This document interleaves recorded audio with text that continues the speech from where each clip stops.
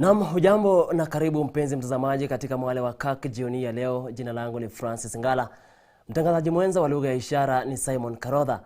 Mtazamaji wa Kenya wengi hii leo walikuwa na matumaini kiasi cha haja ya kwamba rais angelegeza kamba baadhi ya sheria zilizomo kwa sasa.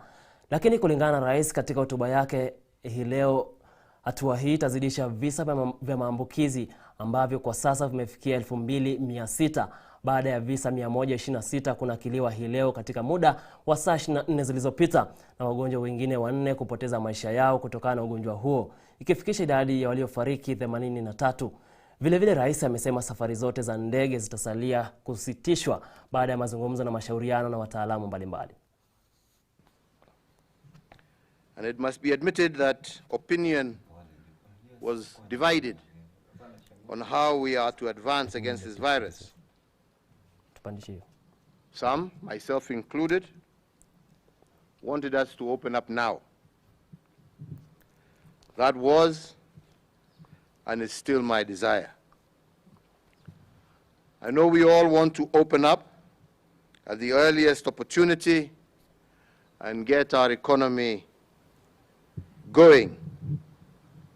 Me more so, as Kenya, as you all know, was recently ranked the 3rd largest economy in sub-Saharan Africa.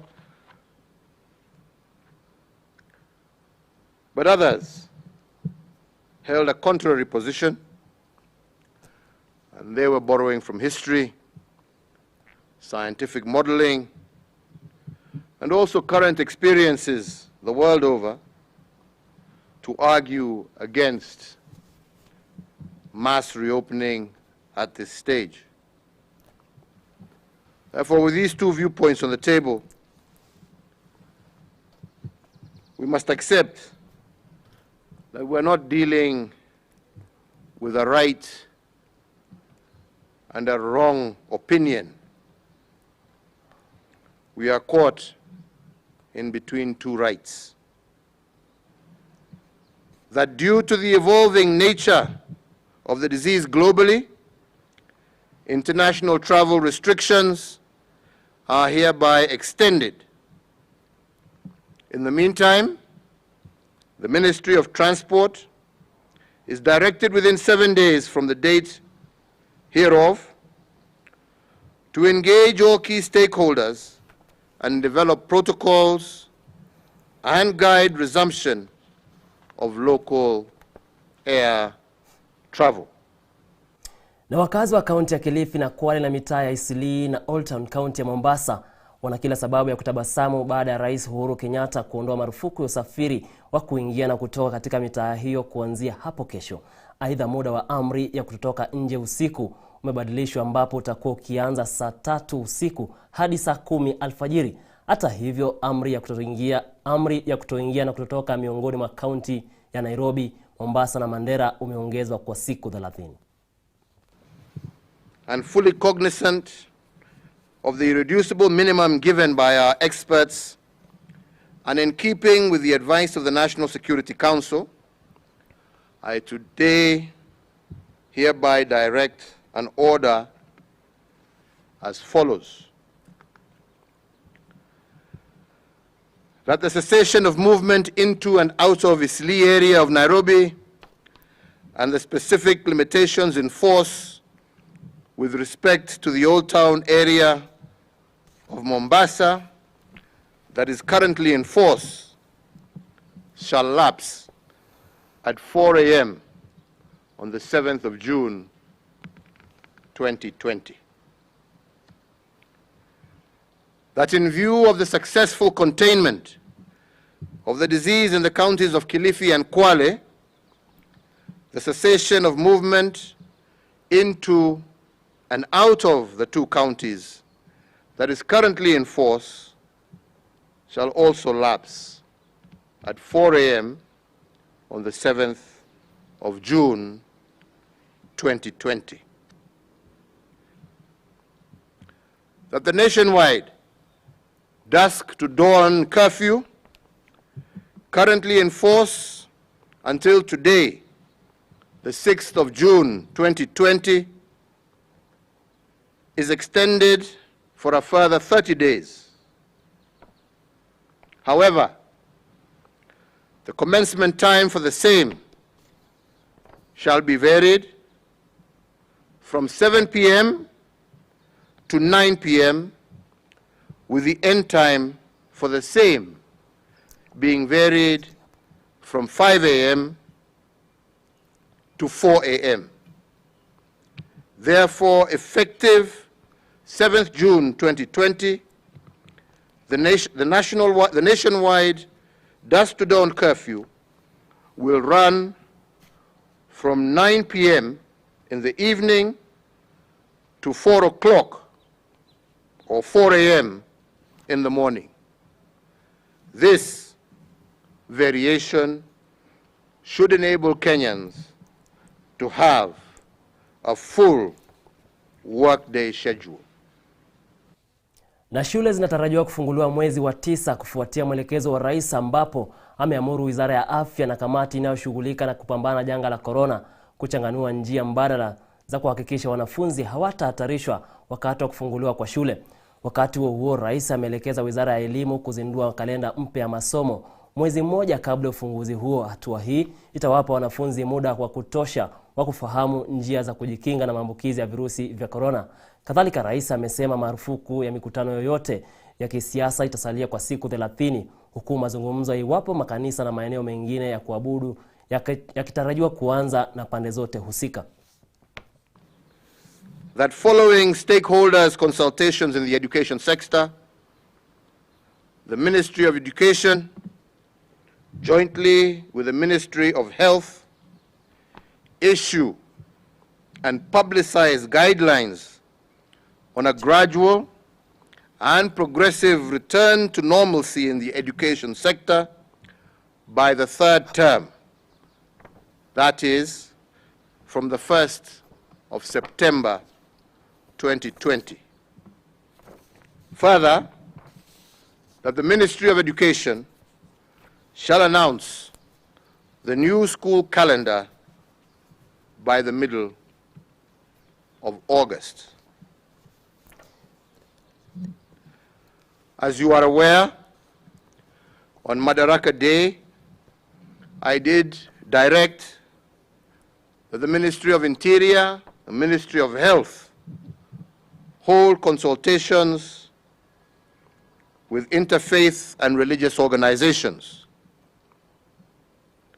So today,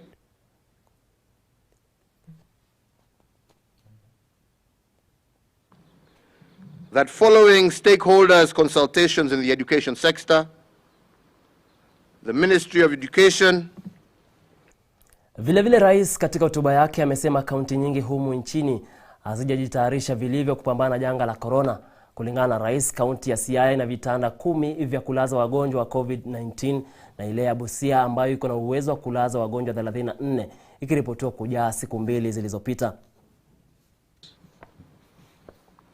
Have we met the second minimum of prepared health systems with isolation? Again, as I said, the answer is no. And I just give 2 examples. Siaya County has only a 10-bed isolation facility, and already they have admitted 9 COVID patients from only 1 incident. Similarly, Busia County has a 34-bed isolation facility, and 2 days ago, that facility was full. So, fellow Kenyans, if there is a surge in infections in just these 2 counties, the healthcare system will most definitely be overwhelmed. So the hard question to pose here is whether Kenyans are prepared to nurse COVID-19 patients in their homes if our healthcare system cannot handle the numbers. Are they prepared to expose their children, to expose the elderly, to COVID-19 patients in the close proximity of home. Na wakati Rais Uhuru Kenyatta akitangaza kwamba kutakuwa na mikutano maalum kati ya serikali kuu na uongozi wa serikali za kaunti kutathmini maandalizi ya kaunti kupigana na janga la corona humu nchini mnamo Jumatano juma lijalo, Gavana wa Kiambu James Nyoro amesema kwamba kaunti yake imeandaa vituo 4 vilivyo na jumla ya vitanda 300 vya kuwatenga wagonjwa wa COVID-19. Vituo hivyo vipo kwenye hospitali za Tigoni, Thika, Gatundu na Kiambu level 5. Akipokea bidhaa hizo vikiwemo vyeuzi na aina 15 za dawa zinazohusiana na matibabu ya virusi vya corona, Gavana wa kaunti ya Kiambu James Nyoro ameushukuru muungano wa wazalishaji bidhaa nchini KAM kwa mchango wao. So the challenge is there, and therefore for us is to keep our eyes on the ball and make sure that we prepare and we respond, because we are not only preparing, we are also responding now. We also have to ensure that we prevent. It is very unfortunate that we have to keep on telling people to keep distance, like now there. Kaunti ya Kiambu imeripoti visa maradufu vya maambukizi ya corona ndani ya majuma mawili yaliyopita na kufikisha 58 idadi jumla ya maambukizi kwenye kaunti hiyo kufikia sasa. Kaunti hiyo pia tayari imewapoteza watu 3 kutokana na maradhi hayo, jambo ambalo limeufanya uongozi wake Nyoro kuandaa upimaji wa jumla kwenye maeneo kadha kuanzia juma lijalo. So we have 58 cases, and we have, we recorded 2 deaths. In our own facilities, we have started getting people. Thika level 5 here, we have 5 patients as we talk. So this thing is real. We are seeing a situation where, if this threat continues, we may probably be requiring 1,000 beds. 1,000 beds within the next 2 months or so. Huku Gavana Nyoro akigusia juhudi za kaunti hiyo, amesema kwamba tayari wameandaa vituo 4 vya kuwatenga wagonjwa wa maradhi hayo. Aidha, amesisitiza kwamba njia mwafaka zaidi ya kushinda ugonjwa huo ni kupitia mtu binafsi kuwa makini. It's very unfortunate. I think it will be upon an individual to say, the closer you are to me, the more likely that you are going to infect me with COVID. So that you are running away from somebody instead of coming closer to somebody. Nikiripotia Mwale wa Kirk, jina langu ni Vincent Kerosi. Na mna taarifa hiyo Vincent Kerosi kutoka kaunti ya Kiambu inatufikisha kwenye mapumziko mafupi. Usiende mbali, na punga unyonyo kidogo, nikirejea ni taarifa zaidi.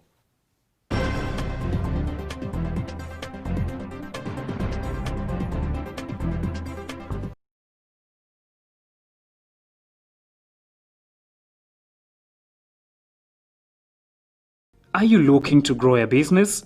Kirk TV offers you a variety of advertising opportunities to suit your budget.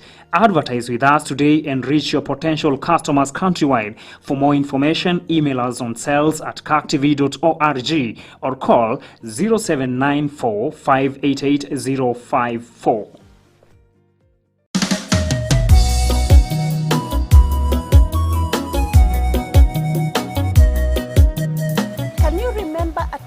When you assisted somebody, and when that person became successful, he or she forgot about you?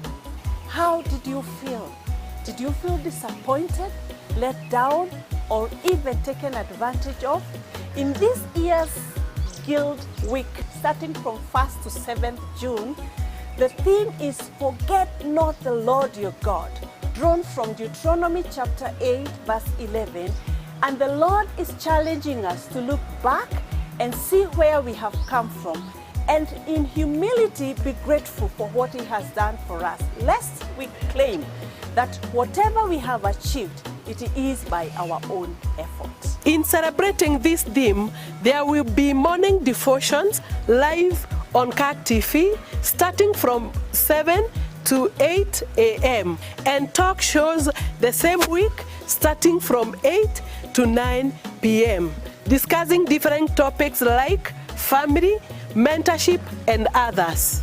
Having been taught and mentored in the women ministry, we climax this year's Guild Week with an exclusive show from the Women's Guild Girls on Sunday, the 7th of June 2020 during the Youth Tuko service. As we usher in this week, pray earnestly. Stay connected as the Lord ministers to us through this powerful message. Forget not the Lord your God.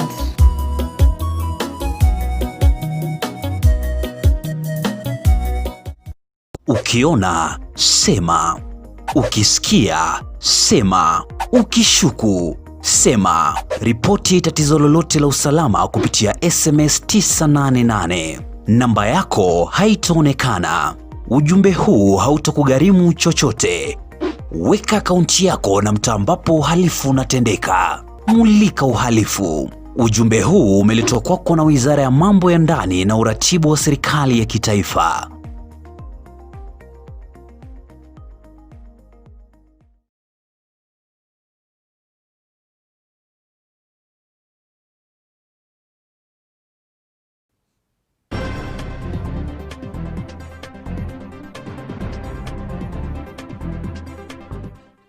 Na karibu tena mpenzi mtazamaji, tuendelee kukupashe yale yanayozidi kujiri humu nchini. Na polisi wamewatia mbaroni washukiwa wawili ambao wana mazoea ya kusafirisha bangi na kuhudumu katika soko la Chaka katika barabara kuu ya Nyeri kuelekea Nanyuki.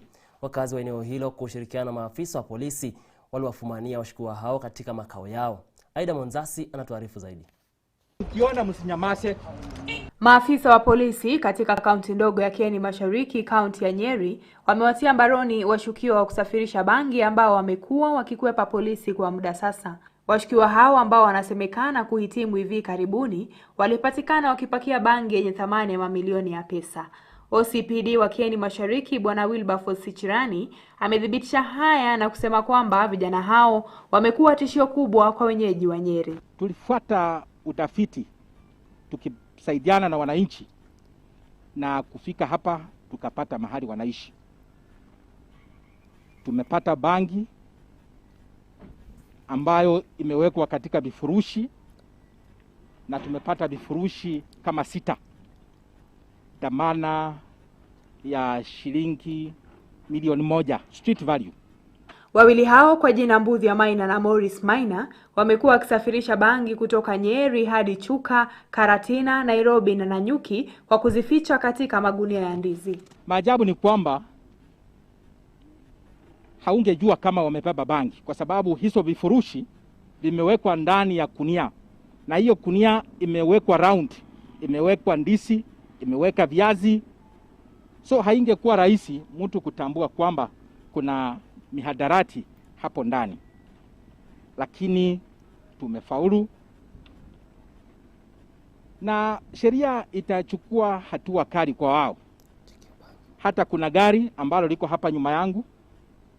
Hili gari ndilo linatumika. Na hata tuna pikipiki ambazo zinatumika. Ni kwamba mmoja aliepa kwa sababu tulikuwa tumpate hapa wakiwa wanasafirisha hiyo bangi. Wawili hao watasalia mikononi mwa polisi ili kuruhusu uchunguzi zaidi kufanyika. Aida Monzati, Mwale wa Kirk. Washikadau katika sekta ya usafiri kaunti ya Mombasa sasa wanataka waziri wa usafiri James Macharia kujiuzulu kwa madai ya kuzorotesha sekta hiyo katika kaunti ya Mombasa. Aidha wanalalamikia kile wanachokitaja kama uongo wa kuwekelewa kwa madereva wa masafa marefu kuwa wanasambaza virusi vya corona, swala ambalo limewaacha wengi bila kazi tangu chamko la ugonjwa huo kuripotiwa humu nchini. Faith Kaulu ana taarifa zaidi.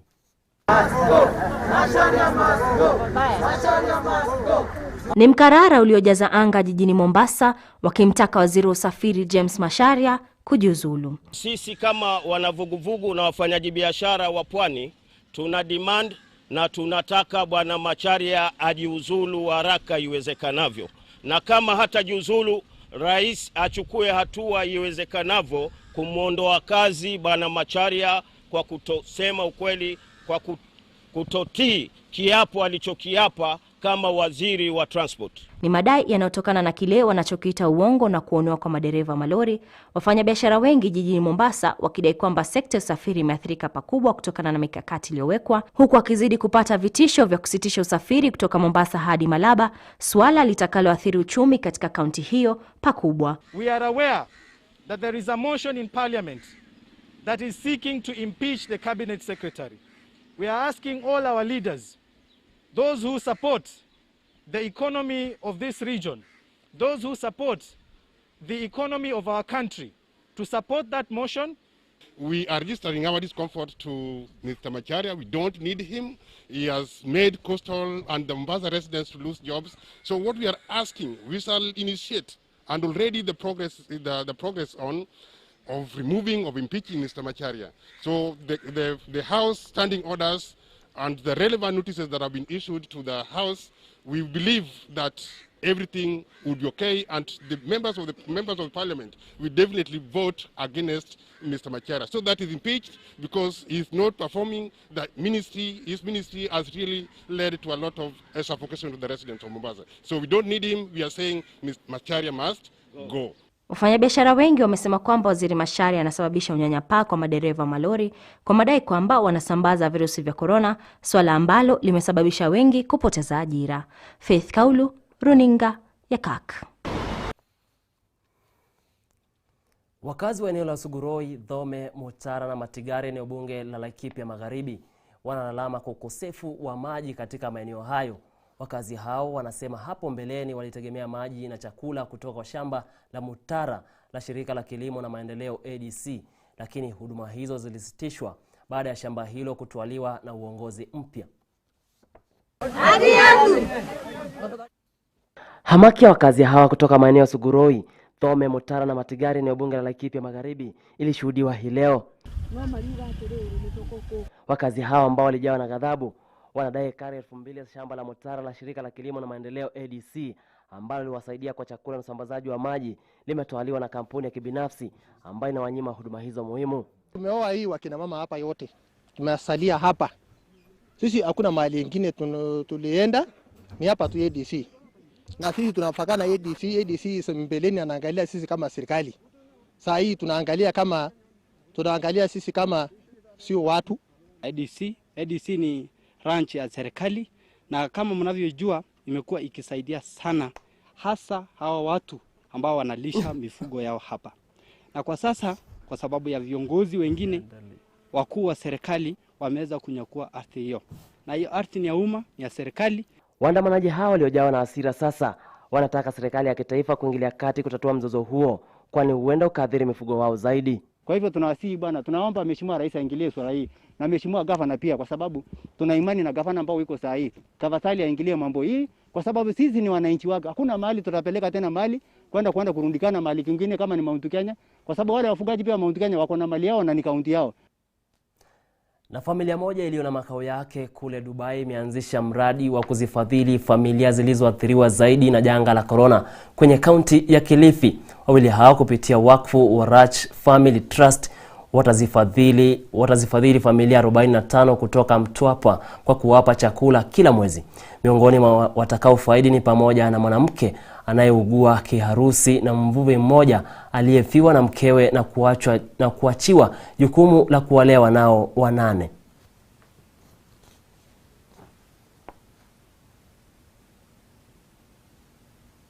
Vile situation iko, kwa sababu sisi binafsi tunaangalia wale watu wa chini kabisa. Hatuendi kwa mapendeleo kwamba kuna family ama kuna nani, tunaangalia yule mtu ambaye ako na shida, someone who's really need. And with the way Rach Trust Family is doing, is feeding them monthly. Every month we will be feeding them continuously until this pandemic, and we are looking forward to extend the family because now we are feeding 45 family. But mwanamume mmoja katika kaunti ya Kakamega anauguza majeraha mabaya kwenye hospitali moja ya kibinafsi. Mwathiriwa huyo ambaye ni mwalimu wa shule ya msingi mjini Kakamega anasemekana kupata majeraha mabaya usoni, tumboni na sehemu za siri. Afisa mkuu anayesimamia masuala ya kijinsia katika kaunti hiyo Bi Penina Mukabane amekashifu vikali tendo hilo na kutoa wito kwa wanandoa kutafuta njia mbadala ya kusuluhisha mizozo nyumbani. Hata ukifuata maagizo ya Biblia inasema ya kwamba mama, heshimu sana mume wako, na wewe mume mpende sana bibi yako. Tukiweza tu kufuata hilo agizo, utapata ya kwamba kuna amani katika familia. Kwa hivyo ikiwa mume wako amekupenda, akakuoa, akakuleta nyumbani kwake, ni vibaya sana wewe mwanamke tena unaenda unamchoma. Na haswa unaenda unachoma ile engine ambayo ilikuleta hapo. Kwa hivyo tunasema ya kwamba tunalaani hicho kitendo, na tunasema ya kwamba wamama waheshimu waume zao, na waume wawapende sana wake zao. Tunalaani hicho kitendo na tunatumai ya kwamba hatutaweza kuona vitendo kama hizi zikirudiwa tena katika kaunti yetu. Na takwimu zinaonyesha kwamba idadi ya waathiriwa wa dhuluma za nyumbani inazidi kuongezeka, swala linalotokana na janga la corona nchini inayowalazimu wengi kufanya kazi kutoka nyumbani. Katibu mwandamizi katika Wizara ya Vijana na Jinsia Rachel Shebesh sasa anataka serikali zote za kaunti kutenga vituo vya usalama vitakavyowapa waathiriwa makazi na kuhakikisha usalama kutoka kwa wakandamizaji. Kulingana na Shebesh, wanaume wengi wamo katika athari kubwa za kupatwa na janga hili, hivyo si la kupuuzwa. Gender based violence, wamama kupigwa, wamama hai tumepigwa sana time ya corona.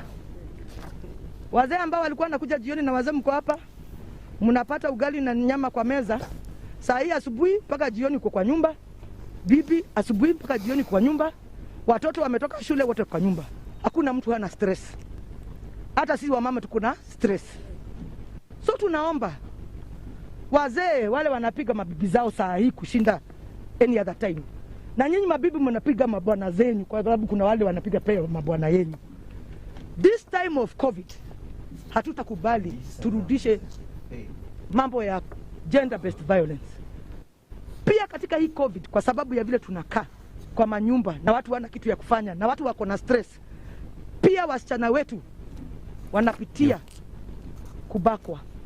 Ni kweli wamama ama si kweli?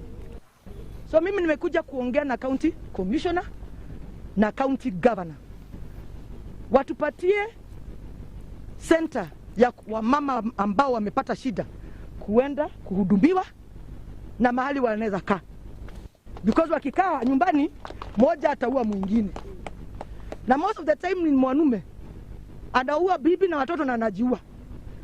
That is called a mental health problem, na ni kitu ambao tunaweza tatua.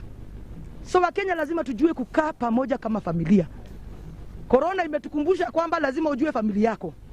Sasa hii ndio hata wamama wanajua watoto wao tabia zao, lakini bila support ya county government, because everywhere land na nini na buildings za county government ama ni national. Kama ongei na county commissioner na ongei na governor, atapata shida kusupport program kama hii. So kazi yetu ni kukuja kusema support women rep, mpatie mahali ajenge gender recovery center ama ajenge safe house. So wamama na vijana na wazee mko hapa, tusitupendane tu. Naam, ni swala nyeti ambalo linafaa kupewa makinifu zaidi na kuangaziwa. Na taarifa hiyo ya Rachel Shebesh inatufikisha mwisho wa taarifa za Mwale wa Kirk jioni ya leo. Kwa niaba ya wale wote waliofanikisha taarifa hizi nasema asante. Jina langu ni Francis Ngala, mfasiri wa lugha ishara amekuwa ni Simon Karodha. Hadi hapo kesho, usiku mwanana.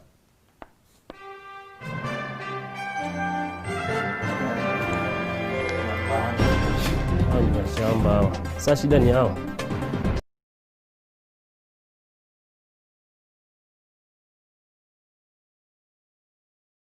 Ukiona